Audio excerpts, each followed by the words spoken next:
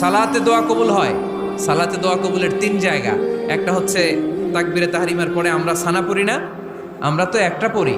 আল্লাহর হাবিব সুন্নাহ এবং নফল নামাজে আরো পড়তেন সানা, ওই দোয়া কবুল হয়। 2 নম্বর জায়গা সালাতে সেজদায় পড়ে দোয়া করলে কবুল হয়। আকরাবু মা ইয়াকুনুল আবদু মির রাব্বিহি ওয়া হুয়া সাজিদ ফাকসিরু ফীহি দুআ। বান্দা যখন সেজদায় লুটিয়ে পড়ে, বান্দা আল্লাহর সবচেয়ে কাছে চলে যায়। কিন্তু বিশ্বনবী বলে, সেজদাটা তোমার রবের কুদরতি পায়ের উপরে পড়েছে। সেজদায় পড়ে দোয়া করেন। সালাম ফিরানোর আগে বিশ্বনবী দোয়া করতেন, লা ইউসাল্লিমান্না আহাদুকুম হাত্তা ইয়াতাআওয়াযা মিন আরবা'a।